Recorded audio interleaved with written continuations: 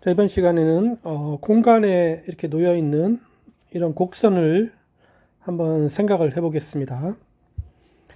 자, 이 곡선을 우리가 그 사상으로 이해를 할 수가 있는데, 그 사상으로 이해를 하기 위해서 먼저 그 사상의 정의역에 해당되는 그 열린 구간을 한번 보죠.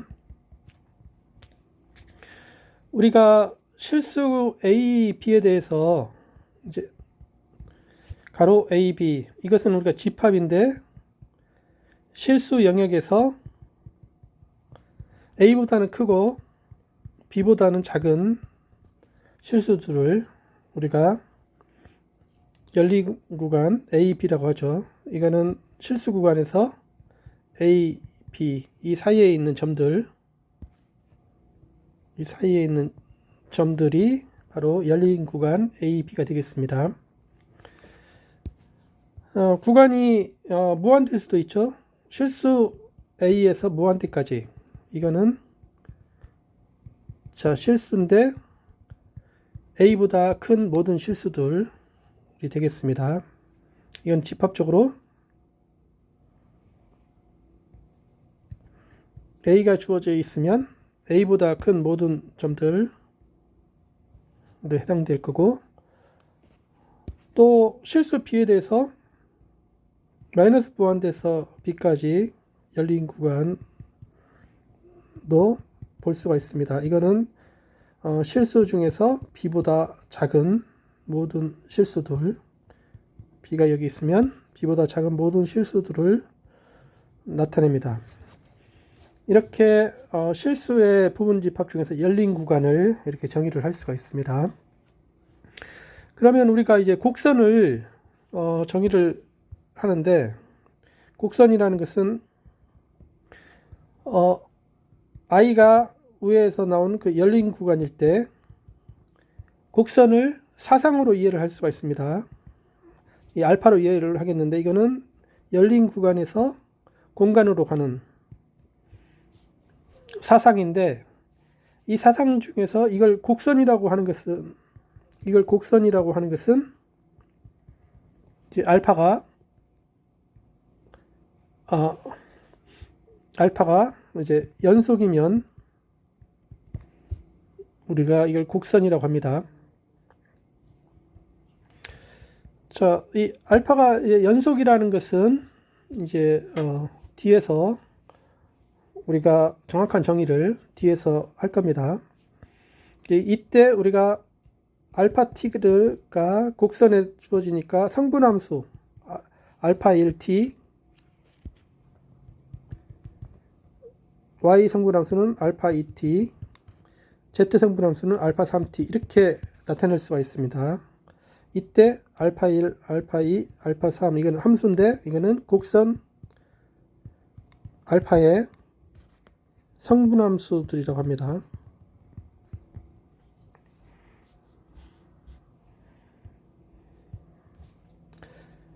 자, 보기로 한번 보면,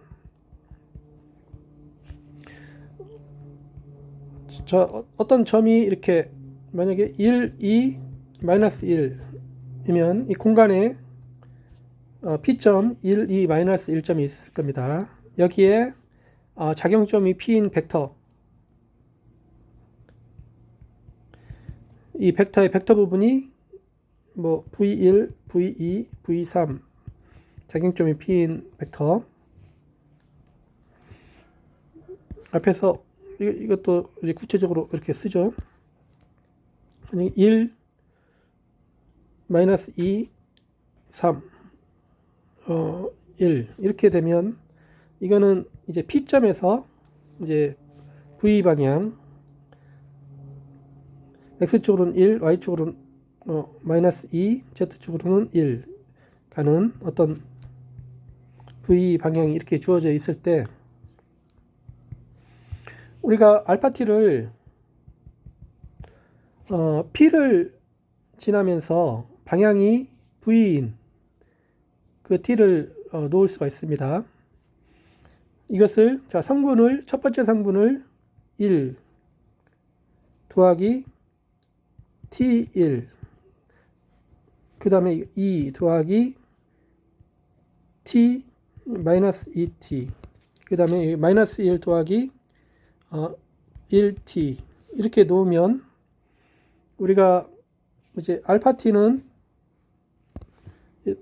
p를 지나면서 vp인 이렇게 가는 직선이 되겠습니다. 여기서 이 점이 바로 알파 1이고 알파 2, 알파 0.5, 알파 이 점이 알파 마이너스 1 이런 점으로 해서 이런 직선을 이렇게 놓을 수가 있습니다. 여기서 이 P점 이거는 여기에 놓여져 있고 그 다음에 벡터는 지금 이 부분에 이렇게 놓여져 있음을 확인을 할 수가 있습니다. 이 부분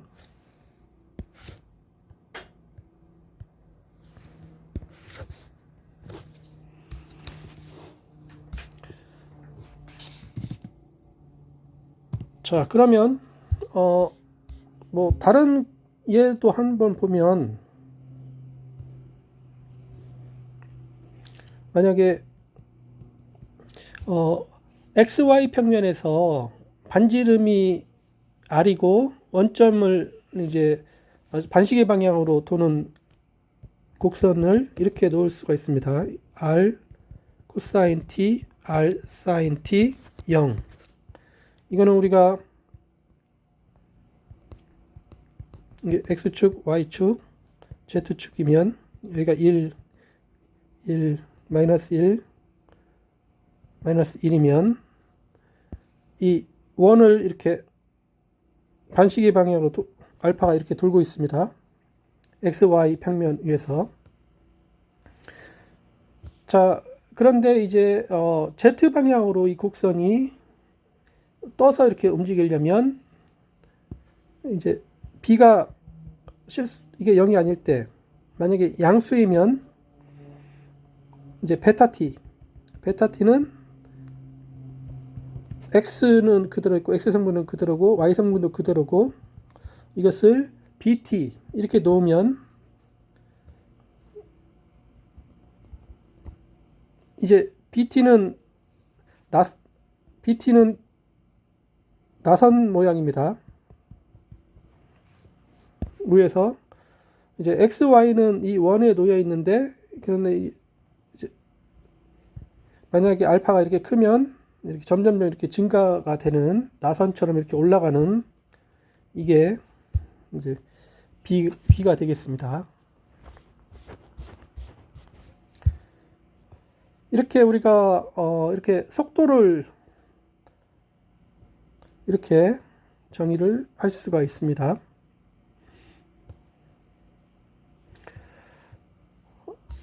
자, 그러면 우리가 이런 곡선이 있을 때 정의하기를 이제 이 곡선의 속도 벡터장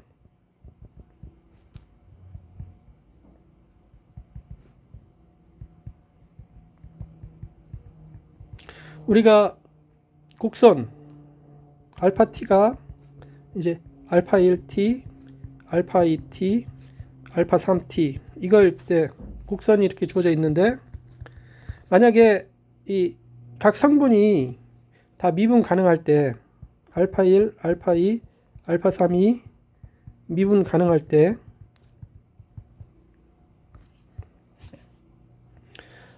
자 T0에서 T0 여기에서 우리가 자 알파 1 프라임 T0 알파 2 프라임 T0 알파 3 프라임 T0 이것을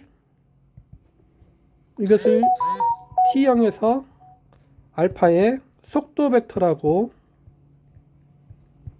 말을 합니다. 그리고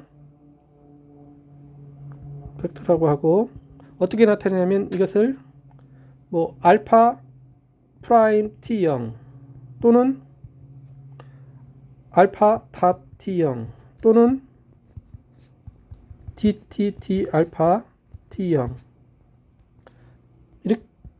이렇게 나타냅니다.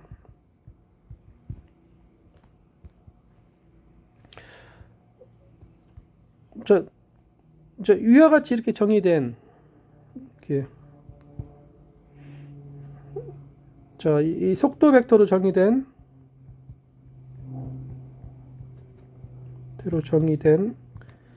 알파 닷을 쓰죠. 알파 닷 이거는 i에서 이제 접 벡터로 가는 건데 이 접 벡터를 우리가 E3 공간이니까 E3라고 놓으면 이것을 우리가 알파의 속도 벡터장이라고 말을 합니다.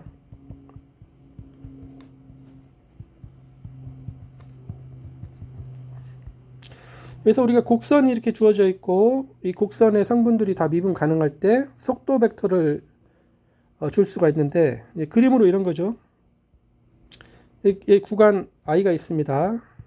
그 다음에 알파가 이 공간에 이렇게 가는 건데, 자 t형이 여기가 있으면 여기가 이제 알파 t형이면 속도 벡터는 이 변화율이니까 여기에 이렇게 곡선에 접하는 작용점이 알파 t형인 이런 벡터가 됩니다. 이 벡터가 바로 알파 닷 t형이 되고, 그러면 임의의 t점에서 뭐 이런 이제 t점에서 이 속도 벡터는 이 접선 다 이렇게 접하게 됨을 알 수가 있습니다. 그래서 t가 이렇게 변하면 속도 벡터들이 이렇게 이루는 이런 모양이 되는데 이것을 속도 벡터 장이라고 하죠. 알파의 속도 벡터 장이라고 합니다.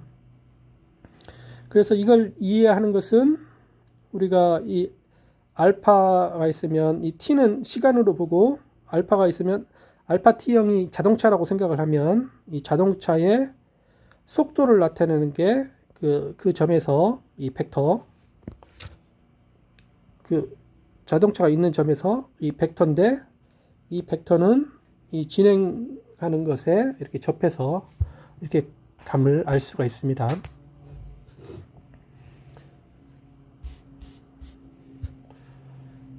뭐 이제 아주 간단한 함수의 속도 벡터장을 한번 구해보면, 만약에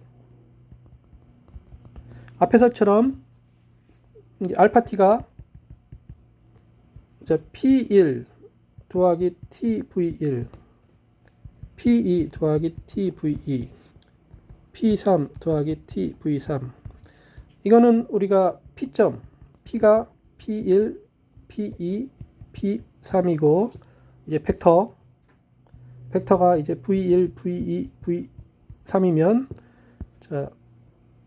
이 직선이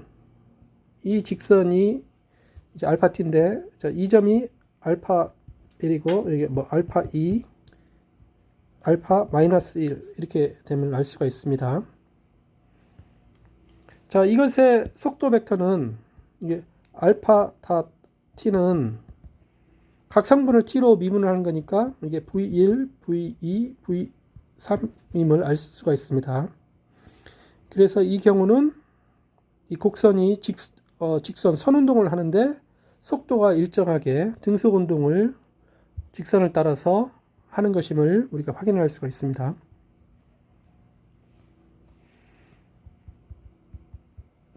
자, 이제 베타 t 앞에서 이제 나선이라면 나선이라는 것은 앞에 예에서 이제 xy에서는 중심에서 반지름 r인 원운동을 하고, 그래서 r 코사인 t, r 사인 t, z 방향으로 b가 0보다 크면 증가하는 거 bt, 이럴 때 자 이게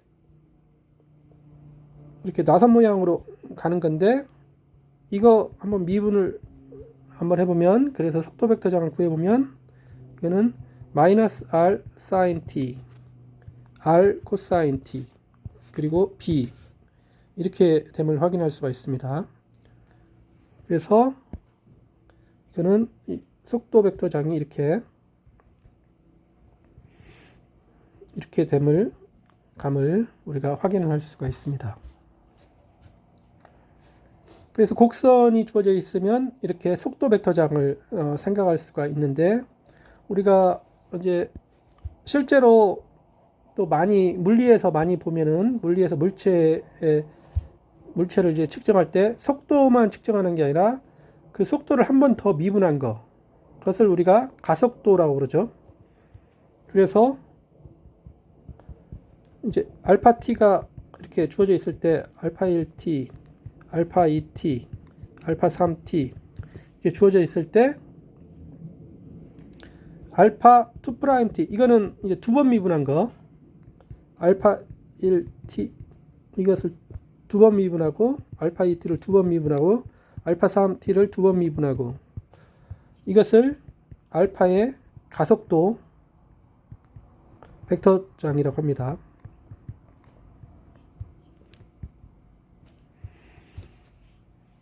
우리가 구간 i에서 알파가 이렇게 쭉 진행이 되는데, 속도 벡터장은 이렇게 이 접하는 알파 t가 이렇게 있으면 이렇게 접하는 것으로 이렇게 되는 거고, 이 속도 벡터장의 변화율, 그게 가속도 벡터장인데, 가속도 벡터장은 이제 그 점에서 이제 접하는 벡터는 아니고, 접 벡터는 되는데 접하는 건 아니고, 이제 이렇게 이렇게 휘게 되면은 그쪽 방향으로 가속이 있죠. 그래서 이런 가속도 벡터장, 그래서 여기에서 알파 t도 이렇게 벡터장인데 접하지는 않는 그런 벡터장이 됩니다.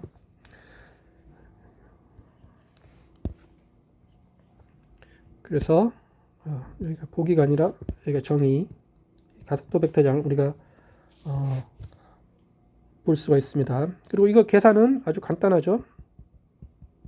만약에 알파 t가 이렇게 성분으로 3t 플러스 2, t의 제곱 플러스 t 빼기 3, 3 곱하기 t의 제곱 플러스 2t 플러스 1 이러면 이 속도 벡터장, 이거는 각 성분을 t로 미분하면 되니까 이거는 3, 2t 플러스 1, 이거는 6t 플러스 2 이렇게 되고, 가속도 벡터장 이거는 0, 2, 6 이렇게 쉽게 계산할 수 있음을 확인할 수가 있습니다. 그래서 이번 시간에는 우리가 곡선에 놓여 있는 공간에 놓여 있는 곡선에 대해서 살펴봤는데, 곡선의 정의역을 하기 위해서 우리가 열린 구간을 생각을 했었고, 열린 구간의 정의가 되고, 그 사상의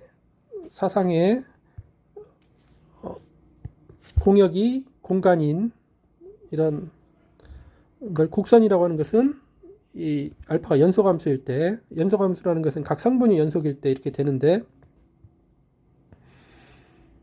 그래서 우리가 직선을 볼 수 있었고, 이렇게 나선을 이렇게 볼 수가 있었습니다. 근데 이제 곡선이 연속일 뿐만 아니라 각 성분이 미분 가능할 때, 우리가 각 성분을 미분한 것을 t점에서 이것을 t에서 알파의 속도 벡터라고 했고, 각각의 t에서 이 속도 벡터를 구하는 그 함수를 우리가 알파의 속도 벡터장이라고 했습니다. 그럼 그림에서 알파가 주어져 있을 때 속도 벡터장은 그 점에서 이제 접 벡터가 이루어짐을 알 수가 있고, 이 속도 벡터를 한 번 더 미분한 게 가속도 벡터. 그래서 속도 벡터는 그 곡선의 진행 방향이 접하는데, 가속도 벡터는 그럴 필요가 없습니다. 다 접 벡터들 값을 갖는 게 속도 벡터나 가속도 벡터가 같은 접 벡터를 가짐을 볼 수가 있습니다. 네, 수고하셨습니다.